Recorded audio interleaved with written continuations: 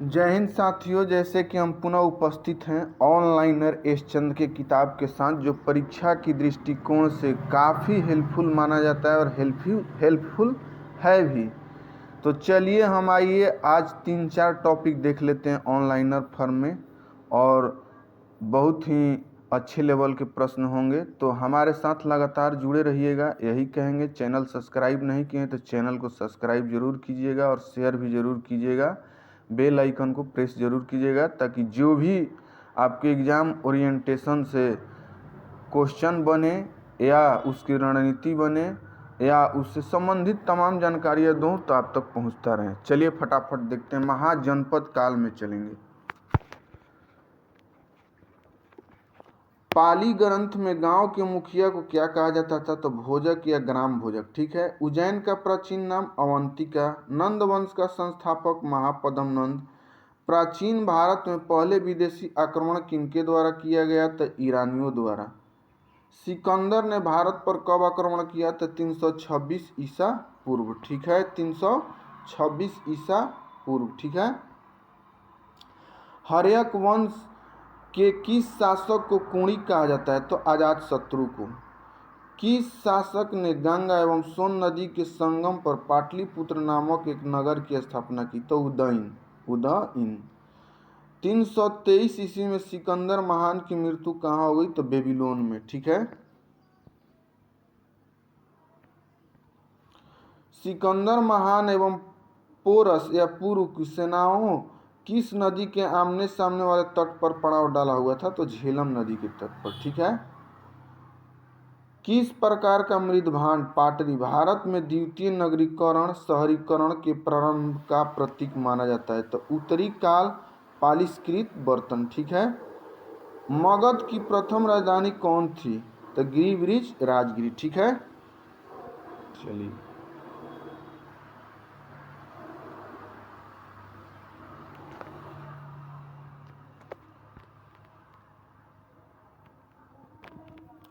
किस शासक द्वारा सर्वप्रथम पाटलिपुत्र का राजधानी के रूप में चयन किया गया? तो उदयन।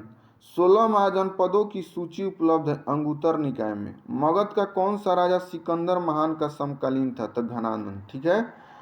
प्रथम मगध साम्राज्य का उत्कर्ष किस सदी में हुआ? तो 6ठी सदी ईसा पूर्व में हुआ। ठीक है। सिकंदर के आक्रमण के समय उत्तर भारत पर किस राजवंश का शासन था? तो नंद वंश का। ये बहुत बार क्वेश्चन पूछा जाता है, ये बहुत भी आई है।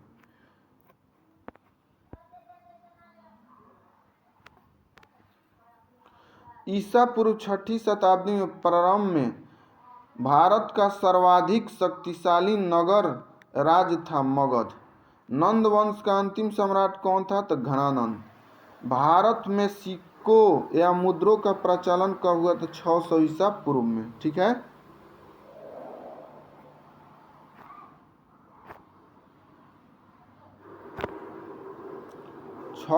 ईसा पूर्व में। ठीक है।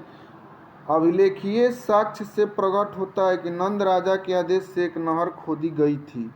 कहाँ पे? कलिंग में। ठीक है। पहला ईरानी शासक जिसने भारत के कुछ भागों को अपने अधीन किया था कौन था? डेरियस।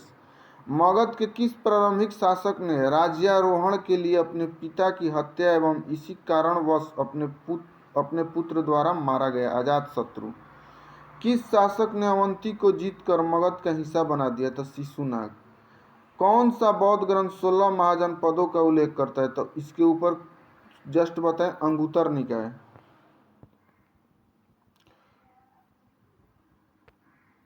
विश्व का पहला गणतंत्र वैशाली किसके द्वारा स्थापित किया गया? तो लिच्छवी के द्वारा। प्राचीन श्रावस्ती का नगर विन्यास किस आकृति का है? तो अर्धचंद्राकार। ठीक है। मगध के सबसे प्राचीन वंश के संस्थापक कौन थे? तो बृहद्रथ। ठीक है।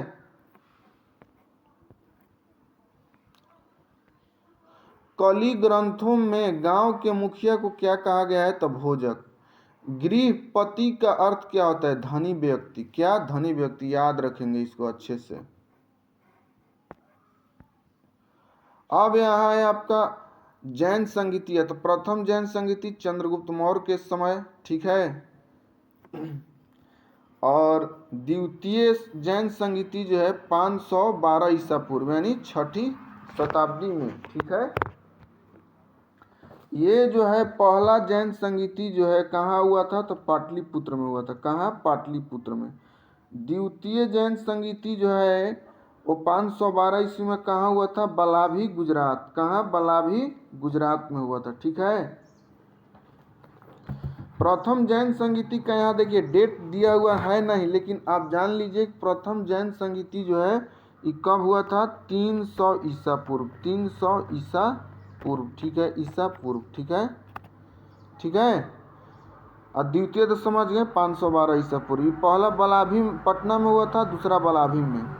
पहला अध्यक्ष थे स्थूल भद्र और दूसरा क्षमा श्रवण। उसी तरह बौद्ध संगति यहाँ है, प्रथम 483 ईस्वी में, द्वितीय 383 और तृतीय जो है आपका कब हुआ था? तो तृतीय जैन संगीति जो है ये हुआ था, एग्जैक्ट डेट अगर देखेंगे तो 255 ईसा पूर्व में हुआ था। कब हुआ था? 255 ईसा पूर्व में हुआ था। ठीक है, यहाँ सुधार लेंगे 255 ईसा पूर्व। ठीक है, ये जो है प्रथम शताब्दी ईसा पूर्व। ठीक है, प्रथम शताब्दी ईस्वी। ये अजात शत्रु शासक थे। ठीक है, ये काला अशोक, ये अशोक, ये इसमें चतुर्थ में कनिष्क। स्थान राजगिरी, वैशाली, पाटलिपुत्र, कुंडलवन, कश्मीर। कुंडलवन कश्मीर में पड़ता है। इसके अध्यक्ष महाकसाब। ठीक है, यहाँ साबाकामी, यहाँ मोगलीपुत, इस साबाकामी यहाँ है। ठीक है, साबाकामी, इसको मिसप्रिंट है, इसको देख लेंगे। यहाँ जो है साबाकामी थे। कौन थे? साबाकामी। यहाँ मोगलीपुत 30 नाम है। यहाँ वसुमित्र या अश्वघोष। वसुमित्र या अश्वघोष। तो वसुमित्र जौन थे वो का थे? अध्यक्ष। अश्वघोष उपाध्यक्ष थे। याद रखेंगे अच्छी तरह। चलिए नेक्स्ट की तरफ चलते हैं।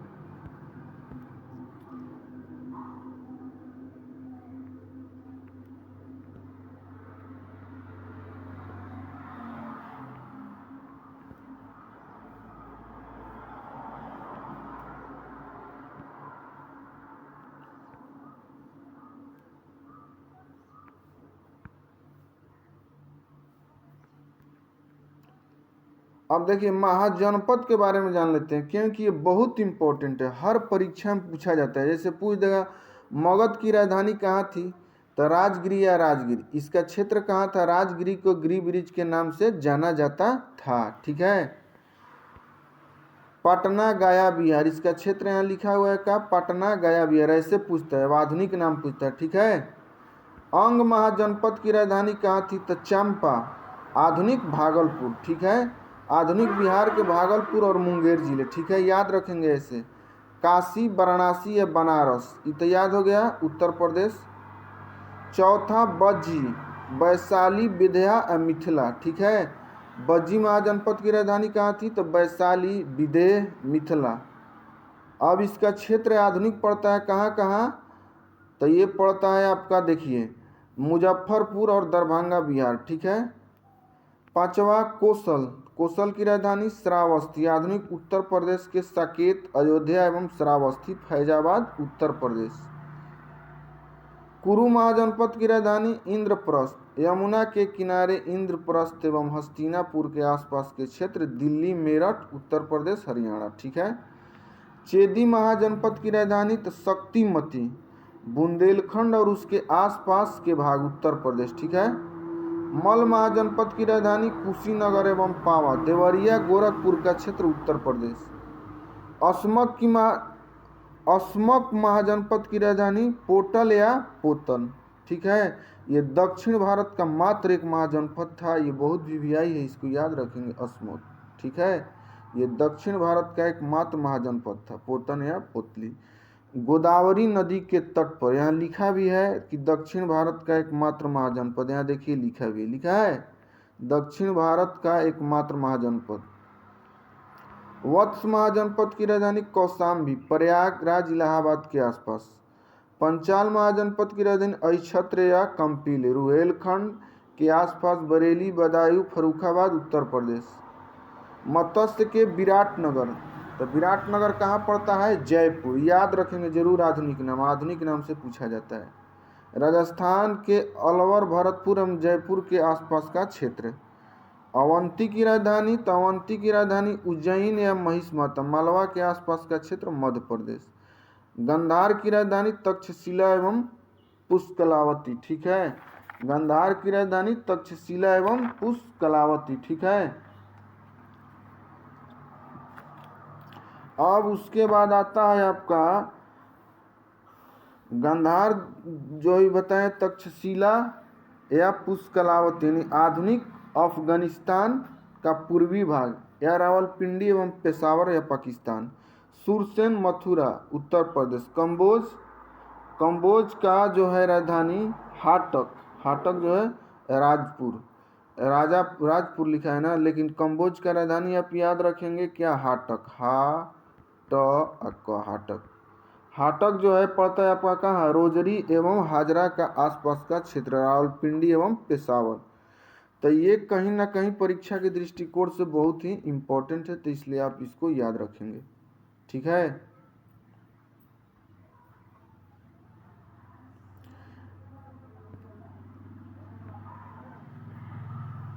चलिए मौर्य काल से चलते हैं, ठीक है। मौर्य काल, मौर्य की राजधानी, मौर्य साम्राज्य की स्थापना किसने की थी, चंद्रगुप्त मौर्य।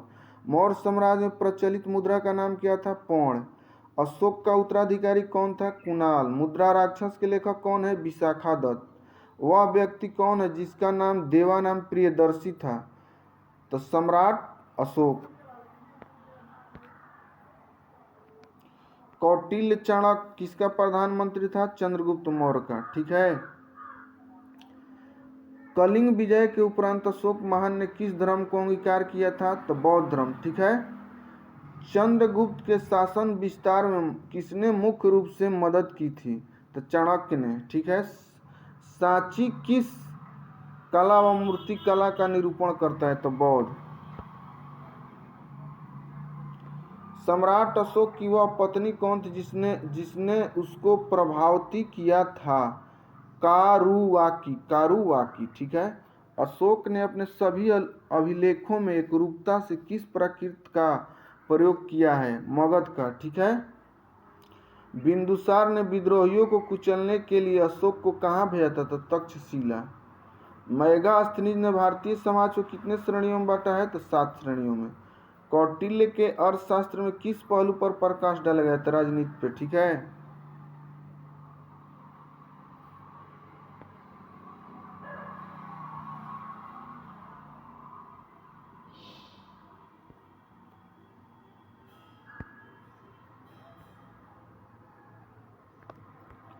सांची का स्तूप किसने बनाया था, अशोक। सांची के स्तूप का निर्माण अशोक ने कराया था। स्थापत्य कला के दृष्टिकोण से सांची के स्तूप को सर्वश्रेष्ठ माना गया है। सांची मध्य प्रदेश के रायसेन जिला में स्थित है। कहाँ है, रायसेन जिला में। पाटलिपुत्र को किस शासक ने सर्वप्रथम अपनी राजधानी बनाई, तो चंद्रगुप्त मौर्य।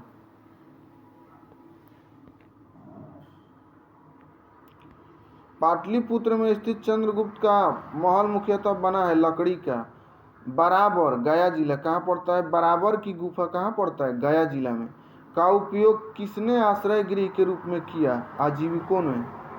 किस अभिलेख से यह साबित होता है कि चंद्रगुप्त का प्रभाव पश्चिमी भारत तक फैला हुआ है, रुद्रदामन का जूनागढ़ अभिलेख।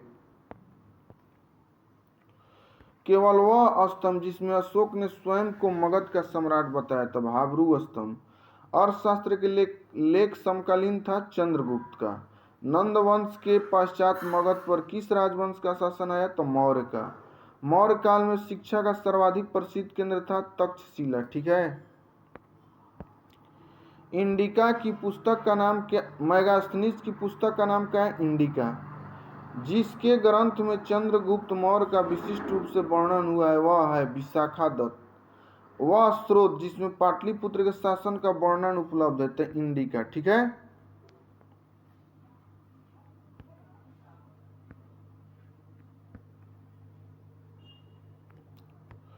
अशोक के शिलालेख में प्रयुक्त भाषा है प्राकृति। प्रथम भारतीय साम्राज्य किसके द्वारा स्थापित किया गया था, चंद्रगुप्त मौर्य। चाणक्य अपने बचपन में किस नाम से जाने जाते थे, तो विष्णुगुप्त। प्रयाग राज्य के सप्तांग सिद्धांत के अनुसार राज्य का 7वां अंग है, क्या है मित्र, है बहुत इंपॉर्टेंट है। किसके शासनकाल में डाइमेकस भारत आया था, तो बिंदुसार। किस प्राचीन नगर के अवशेष कुम्हरार स्थल से प्राप्त हुए, तो पाटलिपुत्र के।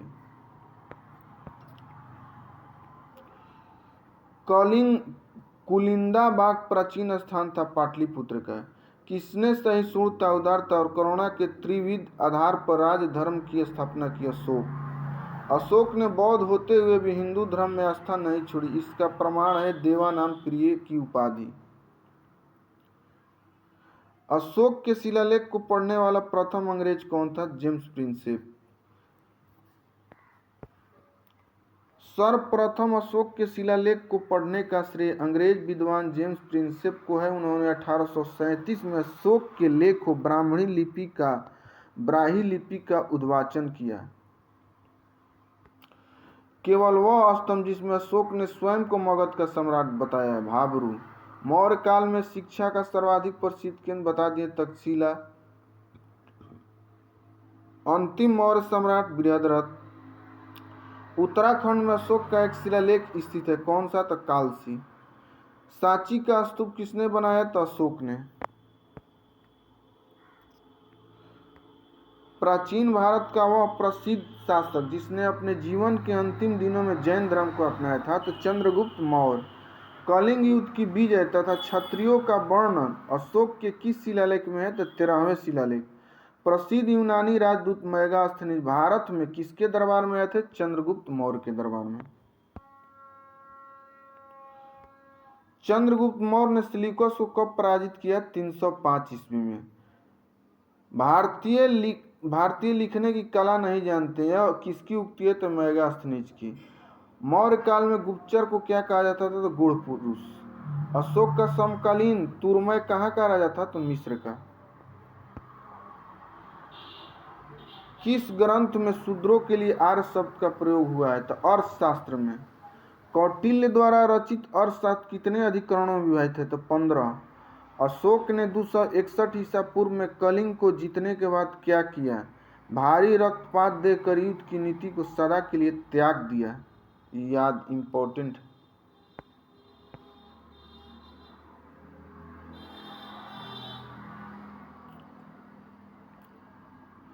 उत्तर तथा उत्तर पश्चिम भारत में सर्वाधिक संख्या में तांबे के सिक्के किसने जारी किए, कुषाणों ने। विक्रम संवत कब से प्रारंभ हुआ, तो 57 ईसा पूर्व से। सातवाहन शासकों की राजकीय भाषा थी, तो प्राकृत, ठीक है। जो कला शैली भारतीय और ग्रीक यूनानी शैली का सम्मिश्रण उसे कहते हैं गंधार। कनिष्क की राजधानी पुरुषपुर, पेशावर।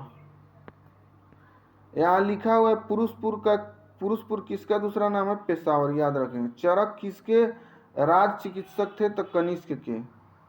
तक्षशिला के प्रसिद्ध स्थल होने के कारण था गंधार। भारत में सर्वप्रथम स्वर्ण मुद्राएं किसने चलाई, तो इंडो बैक्ट्रियन।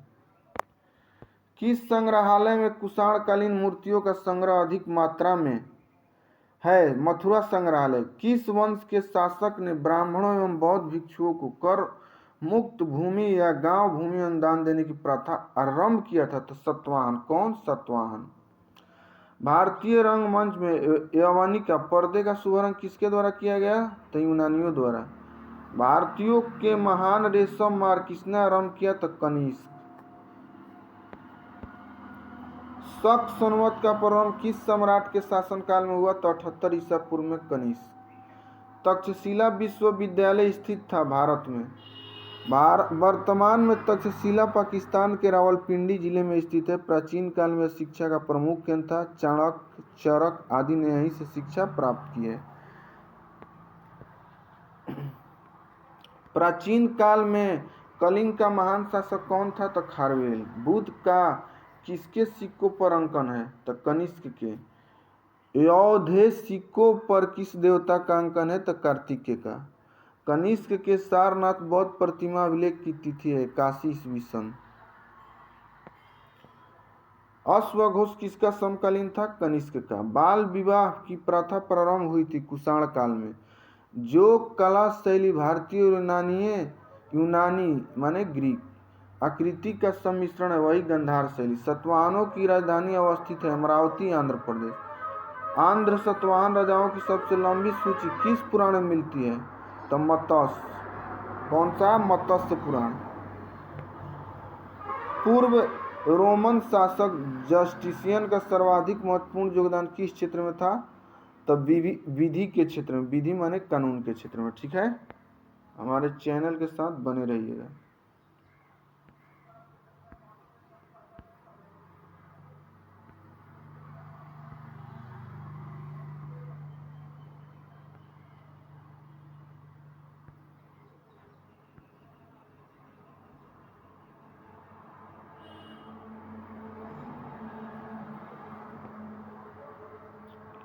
चलिए अब चलते हैं। अशोक के जो शिलालेख संगम राज्य के बारे में हमें बताते हैं उसमें शामिल है दूसरा एवं 13वां।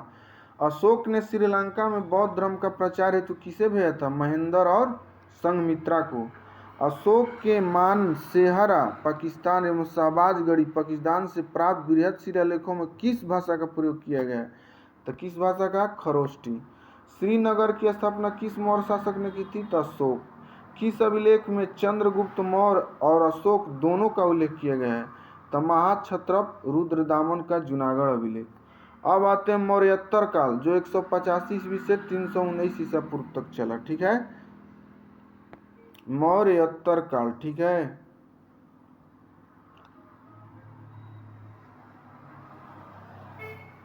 अंतिम मौर्य सम्राट बृहद्रथ की हत्या कर किसने शुंग वंश की स्थापना की थी? तो पुष्यमित्र। अंतिम मौर्य शासक कौन था? बृहद्रथ। कौरव या काणव वंश की स्थापना किसने की थी? तो वासुदेव। कौरव में लास्ट में वह है, तो वह वाला लास्ट याद रखिएगा, वासुदेव। प्राचीन भारत का महान व्याकरण पतंजलि किसका समकालीन था? तो पुष्यमित्र शुंग के। सर्वप्रथम भारत में विशुद्ध संस्कृत भाषा में लंबा अभिलेख किस राजा द्वारा जारी किया? शक राजा रुद्रदामन। सातवाहनों ने आरंभिक दिनों में अपना शासन कहाँ शुरू किया? महाराष्ट्र। किस कुषाण शासक ने सर्वप्रथम स्वर्ण मुद्राएं जारी की? कडफिसस द्वितीय। किस वंश के शासक ने क्षत्रप प्रणाली का प्रयोग किया? शक। कुषाण काल में सबसे अधिक विकास किस क्षेत्र में हुआ? तो वास्तुकला। भारत में प्रथम बार सैनिक शासन किसके द्वारा व्यवहार में लाया गया? तो ग्रीकों द्वारा। किसके द्वारा? ग्रीकों द्वारा। ईसा पूर्व दूसरी सदी के प्रारंभ में उत्तरी अफगानिस्तान में स्थापित भारत यूनानी राज्य था बैक्ट्रिया। सर्वप्रथम रोम के साथ किन लोगों का व्यापार प्रारंभ हुआ? तमिल एवं चेरो का। सातवाहनों ने पहले स्थानीय अधिकारियों के रूप में काम किया मौर्य के अधीन। वह महानतम कुषाण नेता कौन था जो बौद्ध बन गया था? कनिष्क। कुषाण काल के दौरान मूर्ति कला की गांधार शैली किसका मिश्रण है? भारत ग्रीक यूनानी शैली का। रोम साम्राज्य के अनुसार पर किस वंश के शासक ने कैसर सीजर की उपाधि कैसर सीजर की उपाधि धारण की? बहुत इंपॉर्टेंट है कुषाण। प्राचीन भारत में किसने नियमित रूप से सोने के सिक्के चलाए? तो कुषाण। मौर्य के बाद दक्षिण भारत में सबसे प्रभावशाली राज्य था सातवाहन, जो कि मैंने इसके पहले कराया। बुद्ध की खड़ी प्रतिमा किस काल में बनाई गई थी? कुषाण काल में। शुंग वंश के बाद किस वंश ने भारत पर राज किया? तो कौरव। किस चीनी जनरल ने कनिष्क को हराया था? पेंचुआ।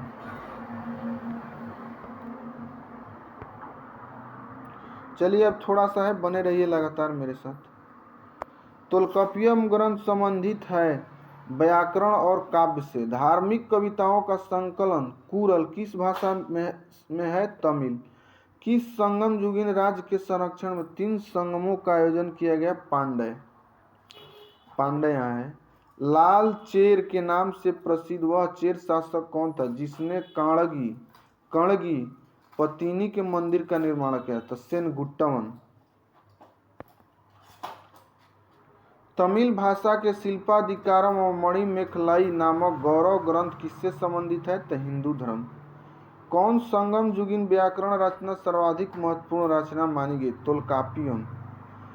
मुजरिस किस राज्य का प्रमुख बंदरगाह था? तो चेर का।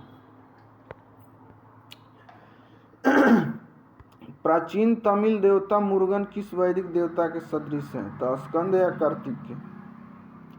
संगम काल में कौन, को एवं मनन किसके लिए, कौन, को एवं मनन किसके लिए प्रयुक्त होते थे? तो राजा के लिए, याद रखेंगे। तमिल काव्य का इलियड कहा जाता है शिल्पाधिकारम को। चेर वंश का शासन किस क्षेत्र पर था? तो केसल पर। चेर वंश का प्रसिद्ध शासक कौन था? तो सेनगुट्टवन। चोल वंश का प्रसिद्ध शासक कौन था? तो करिकल। चोल काल में सूती वस्त्र उद्योग का प्रमुख केंद्र था उरैयर, उरैयूर। तोलकापियम की रचना किसने की थी? तोलकापियर ने, तोलकापियर ने।